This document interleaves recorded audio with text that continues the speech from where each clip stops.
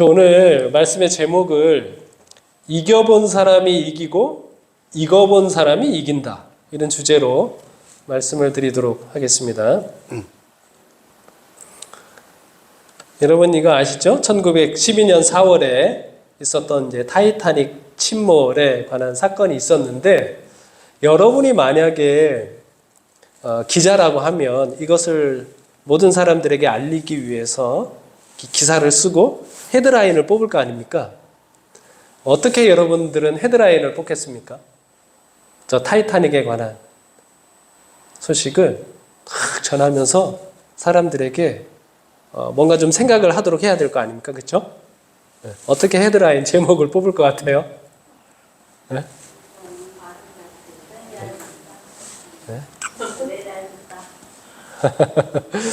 저 이제 여러 가지 헤드라인 기사가 있었지만 이 바라보는 이제 측면이 굉장히 다른 두 개의 헤드라인 기사가 있었는데요. 하나는 뭐였는가 하면 인간의 나약함, 자연의 힘 앞에 무릎을 꿇다, 이런 제목이었습니다. 그러니까 이 타이타닉을 건설한 지은 사람이 뭐라고 얘기했는가 하면 하나님도 이 배는 침몰시킬 수 없다, 이렇게 자신감 있게 이야기했었는데 그 빙산에 부딪혀서 어떻게 됐어요?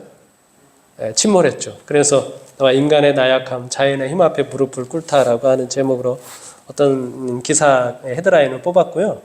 또 하나는 어떤 기사는 내용이 뭐냐면, 자, 침몰할 수밖에 없는 그런 상황 가운데서 사람들이 뭐 했어요? 다른 사람을 살리기 위하여 애쓰고 노력한 부분들을 강조하면서 자연의 힘 앞에서 무릎 꿇지 않은 인간이다라고 하는 그런 기사가 나왔습니다. 여러분 어떤 기사가 더 좋으세요? 네? 인간애가 좋습니다. 네, 제가 이제 이 기사에 관한 이야기를 들으면서 좀 여러 가지 생각을 하게 됐습니다. 우리가 이 땅에 살아가면서 수많은 이제 영적 싸움을 하게 될 건데, 그 싸움의 많은 과정들을 경험하면 우리의 영적 싸움에 대해서 여러분은 어떤 좀 평가를 내릴 수 있을 것 같습니까? 네? 내 이 영적 싸움에서, 인생의 전쟁에서 나의 그 싸움에 대한 최종적인 평가는 무릎을 꿇다입니까? 아니면 그런 자연의 어마어마한 힘에도 불구하고 나는 뭐 했다? 무릎 꿇지 않고 사랑과 인내와 그런 승리의 그런 경험을 할 수 있을까? 그런 생각을 좀 해보게 됐습니다. 어떤 사람이 좀 용기가 있는 사람일까요?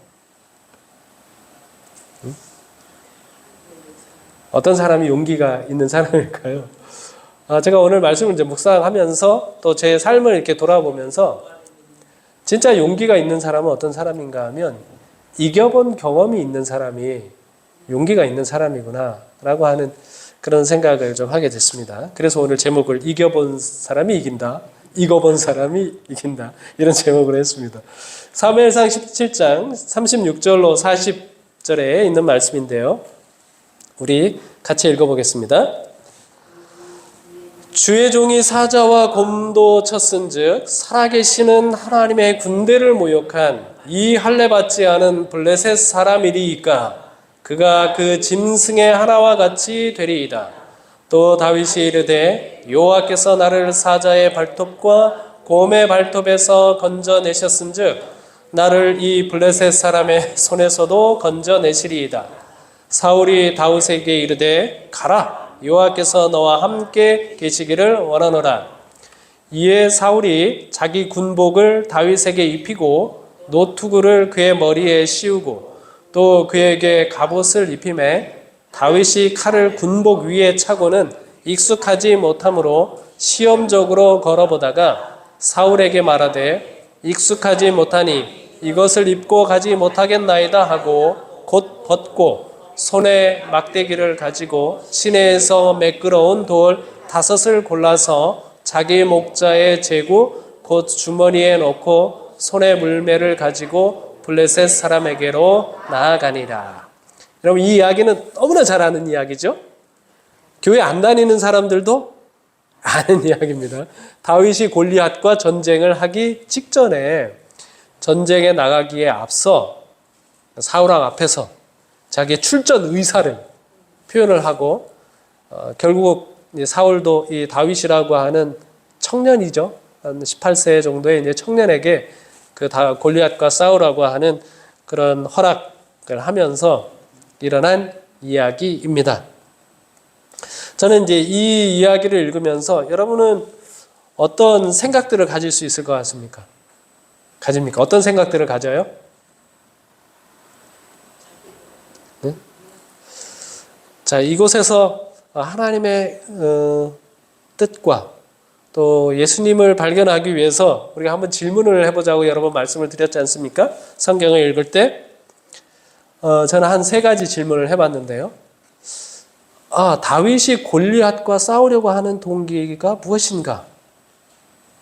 이 본문을 통해서 생각을 하게 됐습니다. 그 다음에 이제 2번째로는 모든 사람이 골리앗의 위세에 눌려 겁을 먹고 떨고 있는데 다윗은 굉장히 용감하거든요. 무엇을 근거로 해서 그렇게 용감하게 나아갈 수 있었는가? 근거를 한번 생각해 보고요. 그 다음에 3번째로는 제가 이 이야기를 읽을 때마다 매우 흥미있게 보는 장면인데 성령께서는 왜 이 사건을 기록하는 저자로 하여금 다윗이 고른 매끄러운 돌의 개수를 언급하도록 했을까? 몇 개요? 5개입니다. 5개가 중요할까요? 5개를 다 썼습니까? 안 썼습니까? 몇 개만 썼어요? 1개만 썼습니다. 그러면 돌 몇 개를 집었다 이렇게 하면 될 텐데 굳이 성령은 몇 개 주운 걸 기록하라? 5개를 주운 거를 기록하라 말씀하셨거든요. 이유가 뭘까? 한번 생각을 해봅니다. 이 과정을 통해서 우리가 예수님의 모습을 보면 좋겠습니다. 그리고 예수님과 닮은 품성들을 좀 사모하는 그런 시간을 가지면 좋을 것 같습니다. 자, 이 골리앗과 이 다윗의 싸움 가운데 우리가 생각해 봐야 할 부분은 뭐냐면 성경이 골리앗에 대한 묘사를 굉장히 자세하게 하고 있습니다. 키가 얼마예요? 6규빗하고 1뼘입니다. 6규빗이면 뭐 45cm 정도씩 잡아도 또 50cm로 잡으면 3m 아닙니까? 한 뼘, 6규빗 한 뼘이 한 3m 내외라고 하는 것을 알 수 있죠. 굉장히 커요. 우리 세계에서 제일 큰 사람이 몇 cm 정도 됩니까, 현재? 256 정도 되나요? 그 정도 됩니다. 그것보다 훨씬 더 큰 키를 가지고 있습니다. 어마어마한 키죠. 그리고 그가 가지고 있는 장비들이죠. 노투구의 비늘 갑옷입니다. 어린 갑옷이죠. 그래서 비늘처럼 탁 겹치고 있어서 칼로 배도 베어지지 않고 화살을 쏴도 들어가지 않는 그런 어린 갑옷을 입었는데 갑옷의 무게만 얼마인가 하면 약 60kg 정도 됩니다. 군대에서 군인들이 완전 군장을 하면 40kg 정도 됩니다. 근데 그냥 그 군장이 아니라 뭐만? 갑옷만 60kg 정도 되고요. 창자루는 배틀채 같다고 이렇게 했습니다. 배틀채는 한 손으로 짚기도 힘들죠.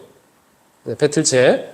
그런데다가 창날만 얼마인가 하면 약 7.2kg 정도 됩니다.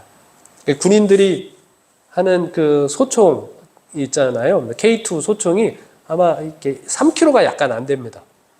근데 그 창날만 7.2kg 되니까 굉장히 무거운 건데 그것을 자유자재로 쓸 수 있는 사람이라고 하는 것이죠. 그래서 이 골리앗은 완벽하게 무장을 했고 거기에 힘도 엄청나고 그 위압감은 모두 압도하죠. 그 다음에 이 입은 어떻습니까? 예, 폭언과 아주 모욕적인 언사를 이야기하고 있는 그런 사람의 모습으로 그려놓고 있습니다. 성경이 강조하고 있는 건 뭐죠? 이렇게 자세하게 묘사하는 이유가 뭐예요? 자, 아무도 이 사람을 대적할 수 없다는 것을 강조하고 있습니다. 제가요, 어렸을 적에 싸움을 꽤 잘하는 편이었습니다. 예. 싸움. 저희 어머니가 어렸을 때, 저희 형이요, 밖에 나가면 맞고 들어오는 일이 많았습니다. 그래서 저 예전에도 말씀드렸나? 저한테는 누구를 패고 들어와라. 내가 문제가 되면, 야, 다 엄마 아빠가 책임을 질 테니까 패고는 들어와도 맞고는 들어오지 말아라. 이런 말씀 하셨거든요. 그래서 제가 잘 싸웠습니다.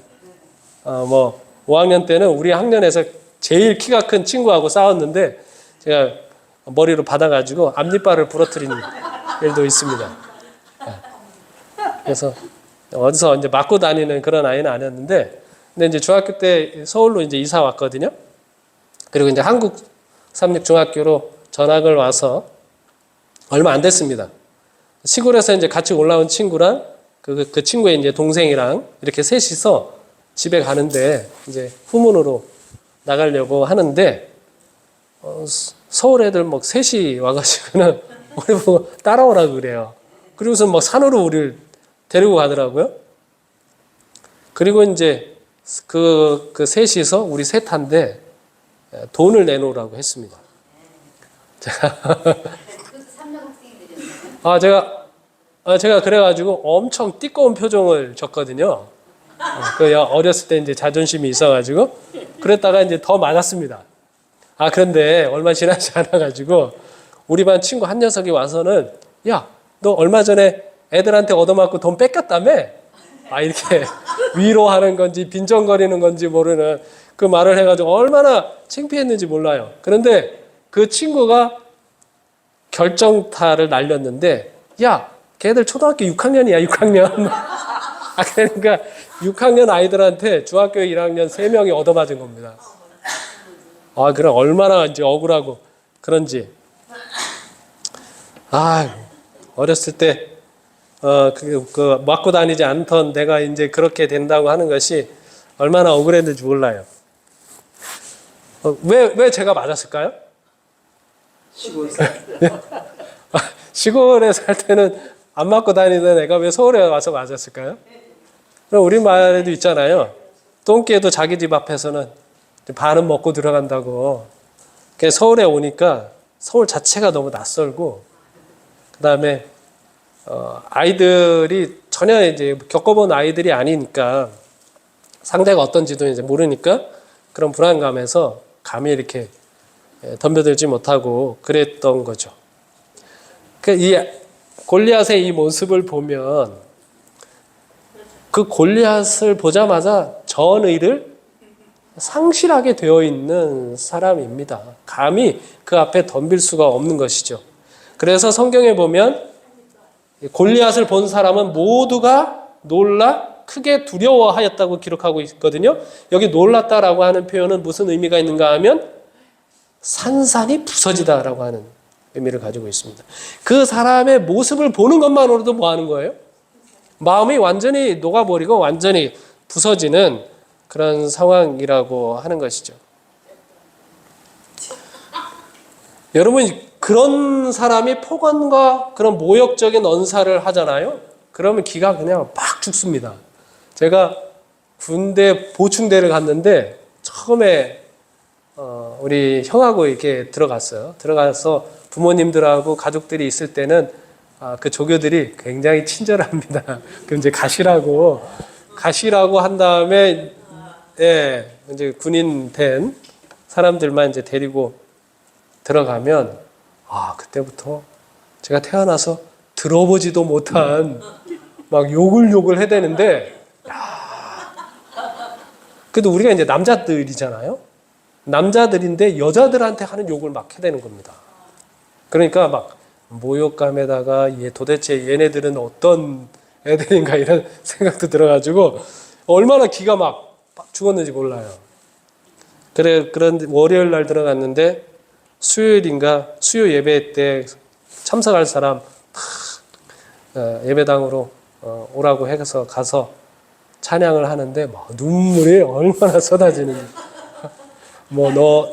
너는 평화 막힌 담을 모두 허셨네 그 찬양을 하는데 제 안에 이게 가슴에 쌓였던 모든 이제 담들이 허물어지는 듯한 느낌을 받으면서 얼마나 울었는지 모릅니다. 그런 위용에다가 폭언과 그런 모욕적인 언사를 하면 그야말로 사람들이 마음이 산산이 부서지는 그런 상황인 거죠. 이런 골리앗하고 어떻게 싸우면 좋을까요? 네? 이런 골리앗하고 싸울까요? 도망갈까요? 네, 전쟁이니까 싸워야 되죠. 싸우는데 사울은 어떤 식으로 싸우려고 했는가 하면 골리앗과 견줄 만한 용사를 찾습니다. 사울의 생각이 드러나고 있죠. 너는 저 사람과 싸울 수 없다. 너는 누구니까? 너는 소년이니까. 너는 어린아이니까. 어린아이는 아니지만 어리기 때문에 저 용사하고는 싸울 수 없다. 저를 능가할 누가 필요하다? 용사가 필요하다라고 하고 있는 것이죠. 사울은. 그리고 그다음에 골리앗과 싸우기 위해서는 뭐 하는 겁니까? 자기 군복도 주고 노트구도 주고 갑옷도 입히고 그 다음에 칼도 채워줘서 그렇게 해야 골리앗하고 싸울 것이라고 생각을 하고 있는 것입니다. 제가 근데 이 장면을 보면서 굉장히 놀라웠던 부분은 뭔가 하면 이 상황이 며칠간 계속이 되었는가 하면 40일간 계속되었었거든요. 그게 저로서는 잘 이해가 가지 않았습니다. 압도적인 그 병력을 가지고 있잖아요. 블레셋 군대가 골리앗이라고 하는 어마어마한 장수가 있으면 근데 40일간 그렇게 할 필요가 있어요? 바로 쳐들어가면 이스라엘이 어떻게 될까? 금방 점령할 수 있지 않을까요? 그런데 이제 40일간 계속해서 골리앗이 나와서 나하고 싸우자 그렇게 막 모욕을 하면서 했거든요.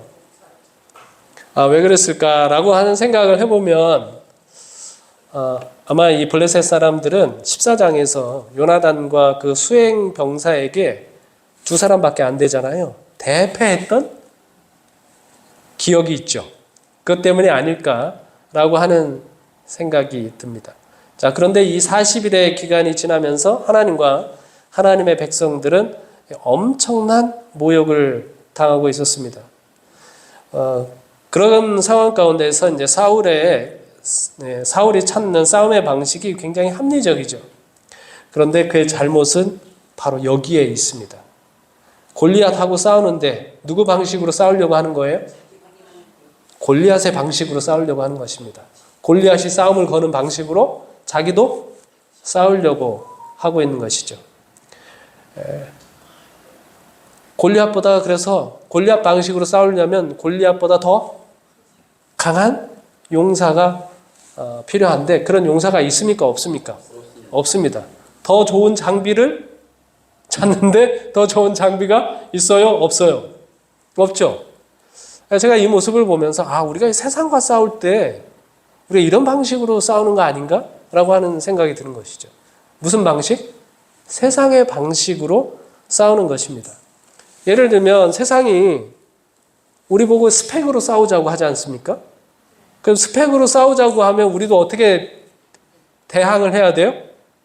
더 좋은 스펙을 쌓아야 되는 것이죠. 그래서 우리 요즘 아이들이 얼마나 고생을 많이 하는지 모릅니다. 그리고 우리 아이들 교육할 때 우리도 어떻게 해야 얘가 살아남는다? 엄청난 스펙을 쌓아야 살아남다 이렇게 생각을 하니까 같이 예배 드릴 시간이 있습니까? 같이 성경을 연구할 시간이 있습니까? 없죠. 우리가 세상과 싸우는 방식이 사울이 선택하는 방식이 아닌가? 이런 생각을 하는 것이죠. 돈으로 싸우자고 덤비지 않습니까? 세상에서 너 돈을 잘 벌어야 제대로 살 수 있다. 그러면 우리도 어떻게 싸워야 돼요? 어떻게 싸우고 있어요? 우리도 돈으로 싸우는 거죠. 그러면 이길까요? 질까요? 지죠. 힘으로 싸우자고 덤비는 세상에 우리가 힘으로 맞서면 반드시 집니다. 그래서 이로 인해서 40일간 어떤 일이 일어났어요? 하나님과 그분의 군대가 모욕을 당하고 있습니다. 만군의 하나님 여호와의 이름 곧 내가 모욕하는 이스라엘 군대의 하나님이라고 말씀을 하고 있습니다. 여러분, 이 상황 가운데서 다윗은 여기서 드디어 이 골리앗과 싸우려고 일어섭니다. 다윗이 골리앗과 싸우려고 하는 그런 동기가 무엇입니까? 여기 보시면, 여기 말씀해 보시면 다윗은 살아계신 하나님의 군대가 모욕당하는 것을 참고 견딜 수가 없었습니다. 하나님의 백성이 모욕당하는 것도 견딜 수가 없었고, 하나님의 백성들이 막 쥐죽은 듯이 두려워 떨고 있으니까 하나님이 어떤 분처럼 보여요? 죽은 것처럼 보여요. 그래서 다윗이 계속해서 백성들 사이에, 그리고 골리앗에게 하는 말은 무엇인가 하면, 네가 지금 모욕하고 있는, 저 할례 받지 않은 사람이 모욕하고 있는 것은 어떤 하나님이시다? 살아계신 하나님의 군대라고 해서 강조해서 이야기하고 있는 것이죠. 하나님이 뭐처럼 보이는 거예요? 죽은 것처럼 보인다는 것입니다. 이것이 다윗으로 하여금 분기가 일어나게 하는 것입니다. 내가 나가서 뭐 해야 된다? 싸워야 된다라고 하는 그런 마음을 갖게 하는 것이죠. 여러분, 우리가 하나님의 교회가 모욕을 당할 때 우리 마음에 뭐가 있어야 할까요? 분기가 있어야 합니다. 교회가 어려움을 겪고 교회가 침체 상황에 빠졌는데 난 아무렇지도 않아. 그럼 우리가 좋은 믿음을 가지고 있는 겁니까? 하면 나나 교회 열심히 왔다 갔다 하면 되는 것이지. 교회가 큰 위험에 처하든지 침체 상황에 있든지 그게 무슨 상관이야 라고 하는 생각을 가지고 있다면, 태도를 가지고 있다면 우리는 좋은 믿음을 가지고 있는 것은 아닙니다. 예수님께서도 성전이 더럽힘을 받을 때 뭐 하셨어요? 마음에 분노하셨습니다. 예수님이 나서셔서 그 성전을 정결케 하는 사역을 하게 된 것이죠. 다윗도 이제 그런 마음으로 이 전쟁에 임하는 것입니다. 자, 그런데 이제 다윗이 이제 싸우지 않습니까? 다윗이 싸우는 방식을 보면 참 우리가 배울 것이 많습니다. 김병삼 목사님이라고 이제 만나교회에 계신 그 목사님이신데, 그 기독교 타임즈와 컬럼을 하면서 다윗에 관한 이야기를 하면서, 우리가 세상과 싸울 때에 우리의 능력의 문제가 있는 것이 아니라 우리 싸움의 방식에 대한 문제일 때가 많다, 이런 이야기를 했습니다. 전적으로 이 이야기에 이제 동의하는 것입니다. 다윗은 어떻게 싸웁니까? 여기 보시면, 자, 사울이 입혀줍니다. 야, 너 이렇게 내가 알려주는 방식대로 싸워야 돼. 그렇죠? 그래가지고 내가 가지고 있는 장비를 다 다윗에게 줍니다. 다윗의 반응은 뭐예요? 그 나한테 익숙하지가 않아요. 익숙하지가 않아서 뭐합니까?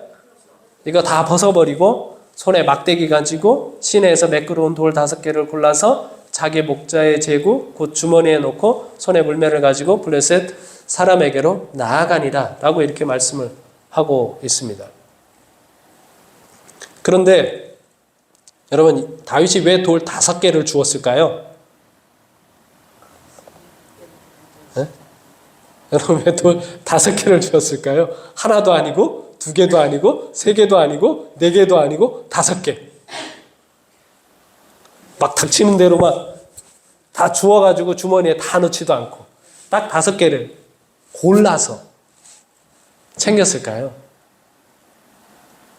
여러분이시라면 그런 엄청난 그 전쟁에, 목숨을 걸어야 하는 그 전쟁에 나아갈 때 겁먹지 않고 나아간다면 여러분은 어떤 약속의 말씀을 붙잡고 가시겠습니까? 여러분이 다윗의 입장에 있다면, 하나님 어떻게 기도하시겠어요? 어떤 약속의 말씀을 붙잡고 가시겠습니까? 여러분, 그때 필요한 약속의 말씀이 있어야죠. 여러분, 다윗은 어떤 사람입니까? 시편 1편 2절로 3절에 보면, 그는 오직 여호와의 율법을 즐거워하여 그의 율법을 주야로 묵상하는도다. 그는 시냇가에 심은 나무가 시절을 쫓아 과실을 맺음과 같으니 라고 이야기했습니다. 다윗은 어떤 사람인가 하면 하나님의 율법을 뭐 하는 사람? 네, 묵상하는 사람. 그 묵상하는 사람은 어떤 사람과 같다? 시냇가에 심은 나무와 같은 사람이다라고 그가 스스로 시를 읽고 노래를 만들었던 사람이거든요. 그러니까 이 말이 의미가 있습니다. 다윗은 어디 가서 돌을 줍습니까? 시내로 갑니다. 제가 엘라 골짜기에 가봤는데 거기에 물이 많이 흐르는 그런 시내는 없더라고요. 물이 있는지 없는지 모르는 그런 상황인데 어쨌든 어디를 찾아간 거예요? 시내를 찾아간 것이죠. 제가 만약에 이제 다윗의 입장에 있다면 자기가 지은 그 노래가 생각이 나지 않습니까? 주로 부르는 노래 어디로 찾아가는 거예요? 시냇가에 심은 나무다. 율법을 주야로 묵상하는 사람이면. 그러면 그가 율법을 묵상할 때 이 전쟁 마당에서 그에게 용기가 될 만한 구절이 뭐가 있을까요? 네, 레위기 26장 8절에 있는 말씀 전후 여러분 문맥을 보시면 어떤 말씀이 있는가 하면 이스라엘 백성들이 하나님의 율법을 순종할 때 전쟁에 나가면 어떤 일이 있을지에 관한 이야기가 기록이 되어 있습니다. 그 중에 8절에 뭐라고 되어 있어요? 자, 또 너희 5이 100을 쫓고 너희 100이 만을 쫓으리니 라고 하는 약속의 말씀이 있습니다. 다윗이 이 말씀을 기억했을까요? 네, 저도 이 돌 5개를 줍는 과정 가운데서 다윗이 무슨 약속의 말씀을 붙잡을까 성경을 막 뒤져보다 보니까 이 말씀이 딱 저도 이 말씀을 붙잡을 것 같습니다. 하나님께서 5이 100을 쫓고 그리고 이어서 100이 만을 쫓으리니 라고 말씀하셨으니 이 약속이 이번 전쟁에서 꼭 이루어지기를 기도하는 거죠. 그런 마음으로 돌 5개를 주어서 가고 있는 것입니다. 여러분 말씀을 묵상할 줄 알았던 다윗은 그 위기의 순간에 의지할 수 있는 분명한 말씀을 기억할 수가 있었습니다. 여러분 우리가 신앙을 할 때 우리가 되게 교회를 사랑하잖아요. 교회에 대한 열정도 있고 그런데 여러분 그걸 믿으시면 안 됩니다. 나는 뭐 교회를 절대 배반하지 않을 것이고 교회에 하는 일이라면 무조건 충성되게 할 것이다 라고 하는 그런 생각은 제가 보기에는 굉장히 무모한 것입니다. 그것은 하나님을 믿는 것이 아니라 나를 믿는 것입니다. 나는 어떤 일이 있어도 교회를 뭐 하지 않는다? 나는 배반하지 않는다. 뭐 일요일 휴업령이 떨어져도 나는 뭐 한다? 나는 절대로 믿음을 저버리지 않고 끝까지 뭐 안식일을 지키면서 충성을 다할 것이다. 여러분 아무리 우리가 그 결심을 이야기한다고 할지라도요. 여러분 그거 믿으시면 안 됩니다. 그거는 하나님을 믿는 게 아니라 뭘 믿는 거예요? 나를 믿는 거예요. 나를 믿는 믿음은 파선하게 되어 있습니다. 뭘 믿으셔야 돼요? 하나님을 믿고 하나님의 말씀을 믿어야 합니다. 우리가 순간순간 의지할 수 있는 말씀이 있어야 하는 것이죠. 여러분 이 전쟁 마당에 나아갈 때 여러분은 어떻게 나아가겠습니까? 하나님 그냥 도와주세요. 이렇게 기도하면서 나아가겠어요? 아니요. 가장 강력한 믿음은 무엇인가 하면 우리 말씀에 근거한 믿음입니다. 여러분이 어떤 위기의 순간에 닥치든지 간에 의지할 수 있는 말씀이 있어야 돼요. 다윗은 하나님의 율법을 주야로 묵상하면서 뭐 하는 것이죠? 그 위기의 순간에 의지할 수 있는 말씀을 기억하고 있는 것입니다. 예수님이 세상을 이기는 방식도 마찬가지였죠. 요한복음 16장 32절로 33절에 보면 보라 너희가 다 각각 제 곳으로 흩어지고 나를 혼자 둘 때가 오나니 벌써 왔도다. 그러나 내가 혼자 있는 것이 아니다. 사람들은 뭐예요? 다 떠나요. 사람을 의지할 수 있습니까? 없습니까? 없어요.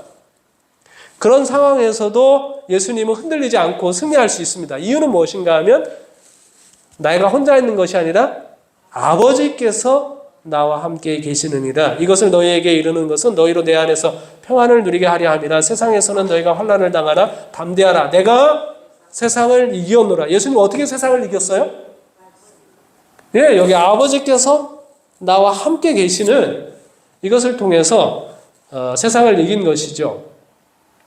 여러분 예수님께서 십자가에서 하신 7마디의 말씀이 있지 않습니까? 예, 7마디의 말씀 가운데 아마도 이렇게 이스라엘 백성들의 문학 게 이제 법칙을 보면 제일 중요한 말씀은 아마 엘리 엘리 라마 사박단이라고 하는 말씀일 겁니다.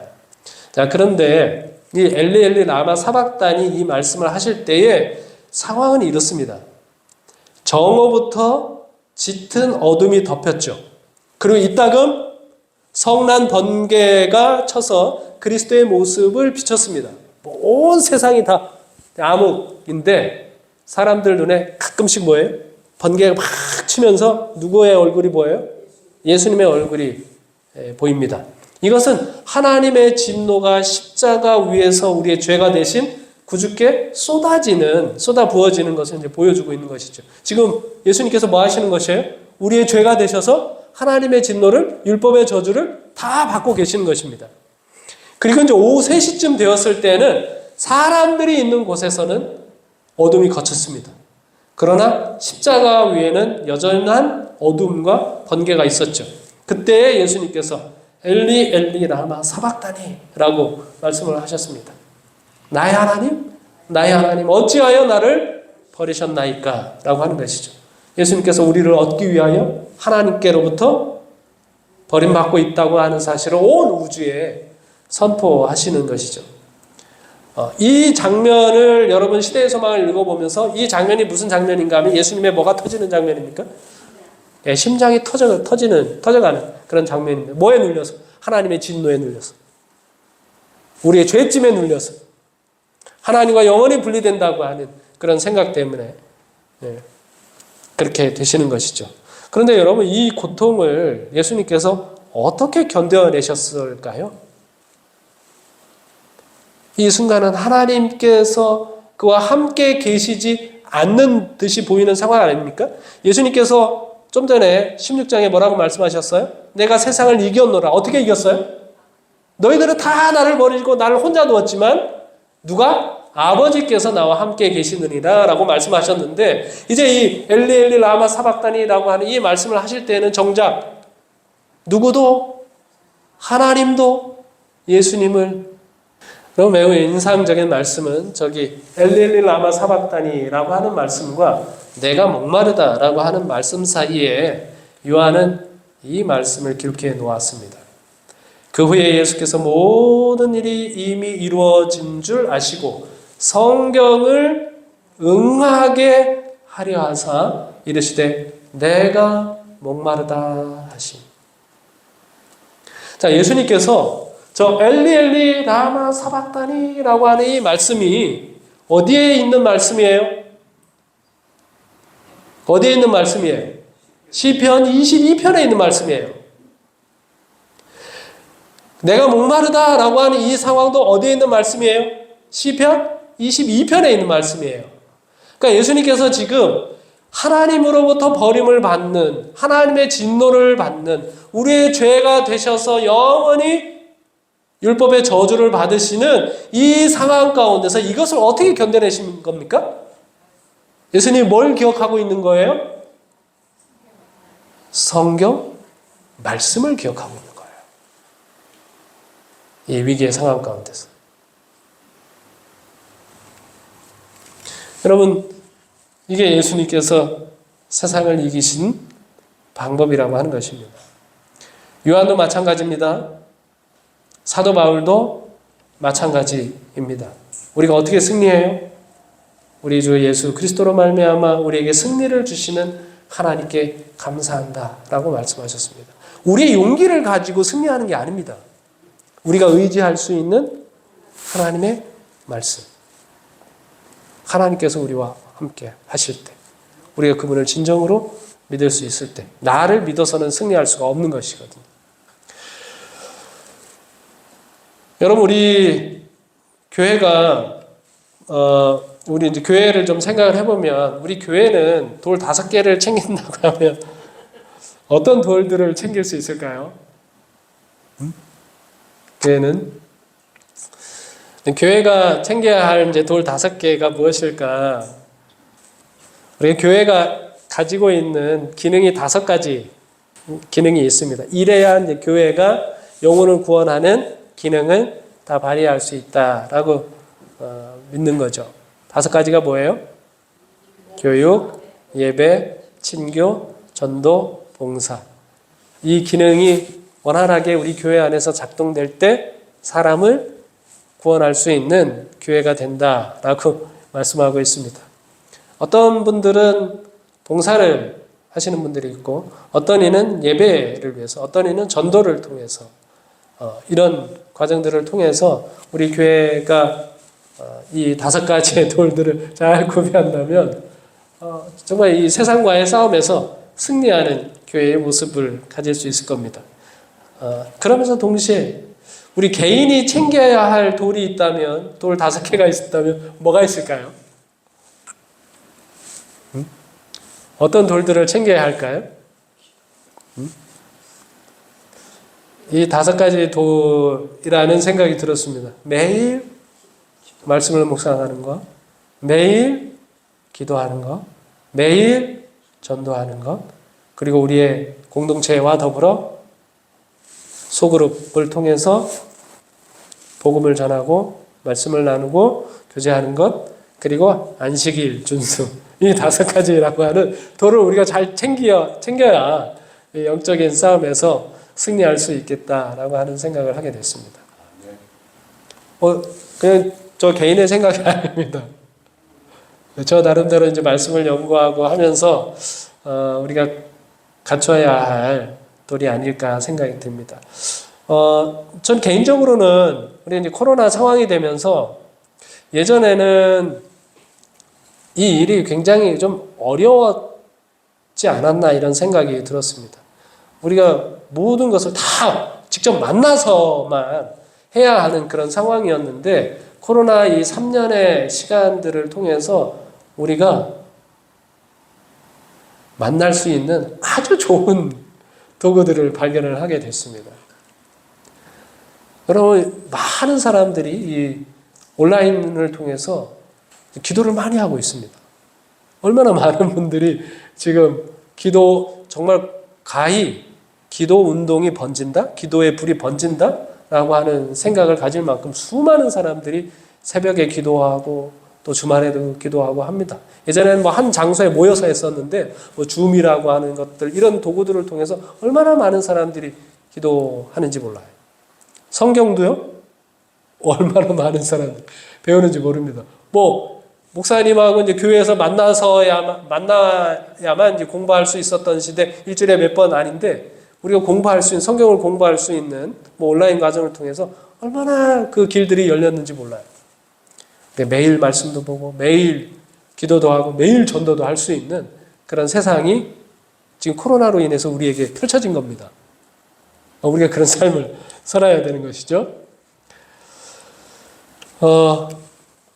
그러면서 이제 제가 깊이 생각해 보는 것은 무엇인가 하면 다윗이 그렇게 대담하게 나아갈 수 있었던 근거가 무엇이었는가 하면 다윗이 이르되 여호와께서 나를 사자의 발톱과 곰의 발톱에서 뭐 하셨은즉 건져내셨은즉 나를 블레셋 사람의 손에서도 건져내시리이다. 사울이 다윗에게 이르되 가 여호와께서 너와 함께 계시기를 원하노라 이렇게 말씀하고 있습니다. 누가 건져내셨다고요? 하나님께서 건져내셨다고 말하고 있습니다. 다윗이 이 골리앗과 싸우기 전에 가졌던 그는 자주자주 하나님과 함께 이겨본 경험이 있습니다. 그 하나님과 이겨본 경험이 다윗에게는 굉장히 익숙했습니다. 곰도 만나고 사자도 만났는데 이겨봤어요? 이겨봤어요. 누구 때문에? 하나님 때문에 이겨본 경험이 있는 것이죠. 제가 이 감이 좀 생각이 났는데요. 여러분, 감은 아직 익지 않으면 뭐예요? 떫어서 먹을 수가 없습니다. 뭐 사과나 뭐 배나 이런 거하고는 이 감은 조금 다른 느낌을 줍니다. 감은 뭐예요? 완전히 익어야만 이제 먹을 수 있지 않습니까? 익은 감이 먹을 수 있듯이 하나님과의 승리의 경험도 익숙해서 익어본 사람이 승리할 수 있는 겁니다. 요번 우리 합회에서 예배 드릴 때 지금 부조한 선지자의 말씀을 같이 읽으면서 예배를 드리고 있는데, 여러분 아브라함이요. 어느 날 하나님으로부터 무슨 이야기를 듣는가 하면 내 아들, 내 독자, 내 사랑하는 아들, 독자 이삭을 뭐로 바쳐라? 제물로 바쳐라. 라고 하는 음성을 하나님께로부터 들었습니다. 아브라함에게 갈등이 있었을까요? 어떤 갈등이 있었을까요? 여러 가지 이제 갈등이 있는데 매우 중요한 갈등은 뭐냐면 여러분 하나님은 살인하라고 그랬어요? 하지 말라고 그랬어요? 살인하지 말라고 그랬습니다. 여러분 하나님은 인신 제사를 받습니까? 안 받습니까? 인신 제사를 전혀 받지 않습니다. 자, 그러면 내가 알고 있는 하나님은 절대 이런 명령을 내릴 수 있는 분이에요? 아니에요? 그러면 여러분 이게 상식적으로 하나님이 이럴 리가 없거든요. 그게 하나님께서 하신 말씀이에요? 아니에요? 네? 하나님께서 하신 말씀이라고 하는 것을 어떻게 알 수 있죠?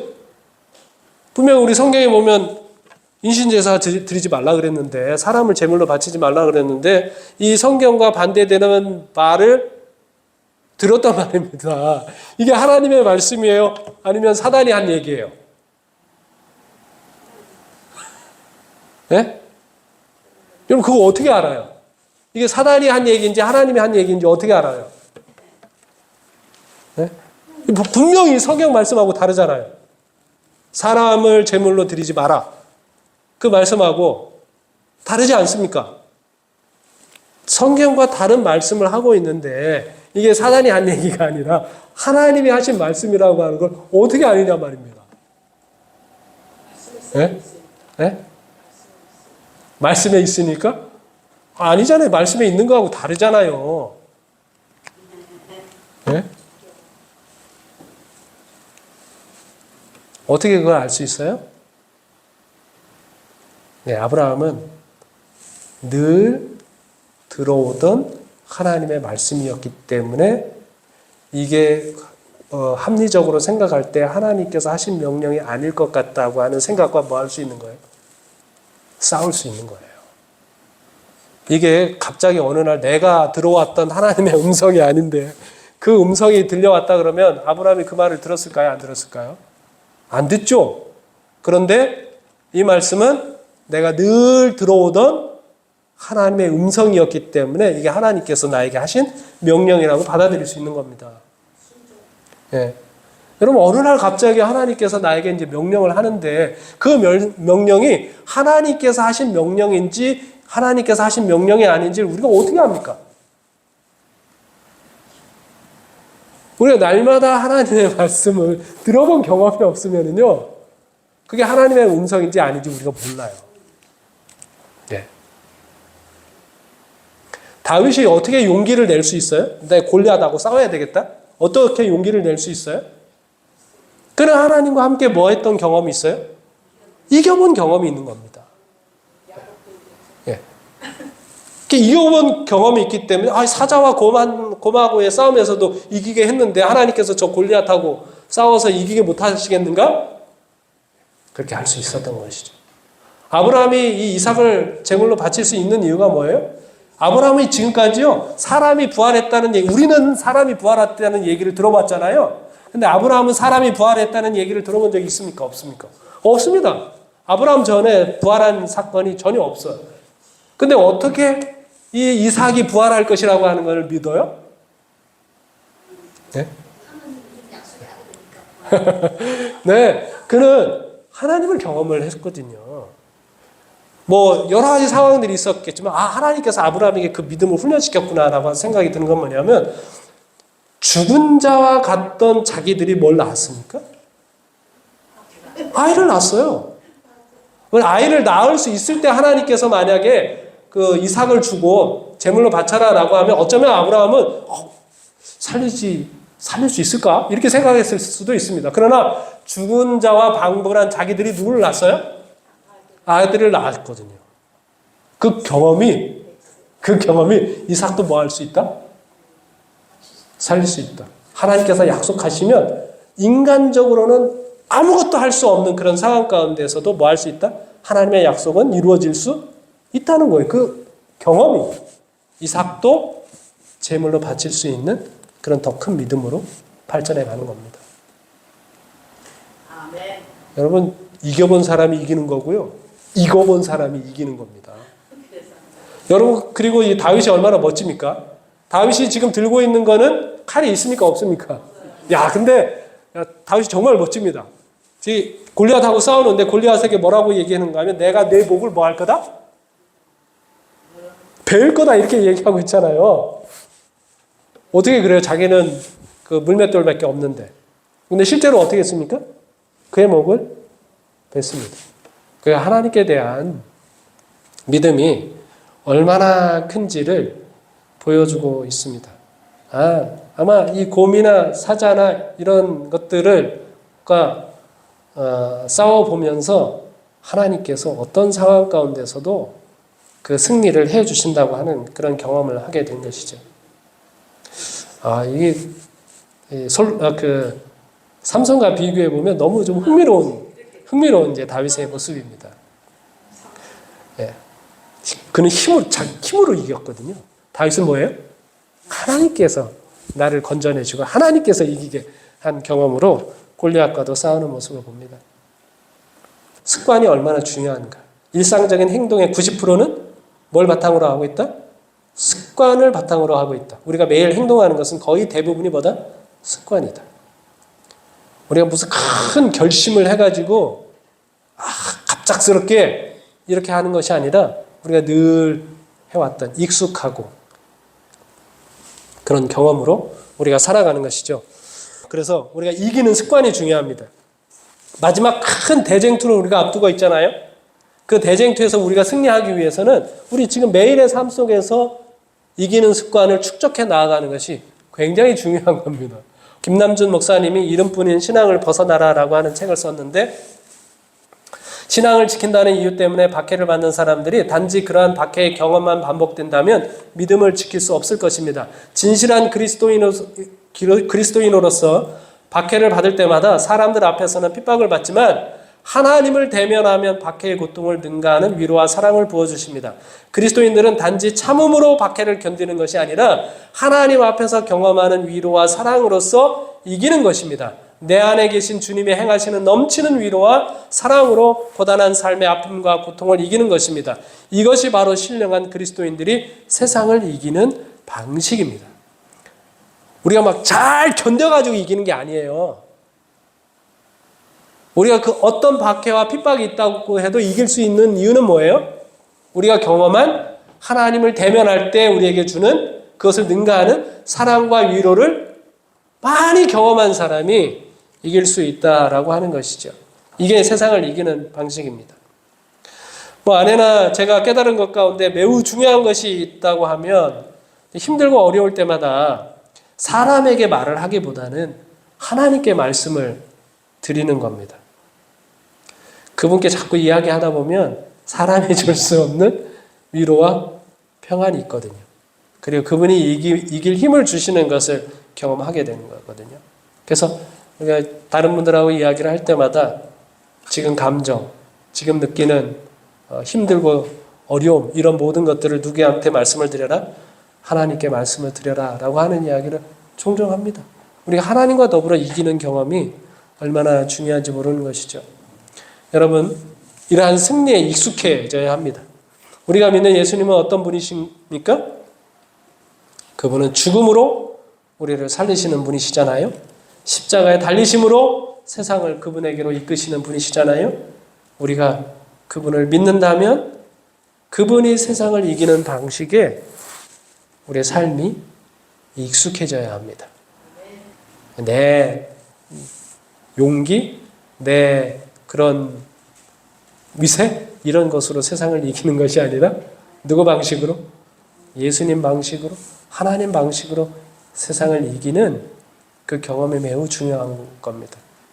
그래서 오늘 다시 한번 우리가 매일 묵상, 매일 기도, 매일 전도 이런 것들을 통해서 세상을 이겨가는 저와 여러분들이 되길 바라면서 말씀을 마치겠습니다.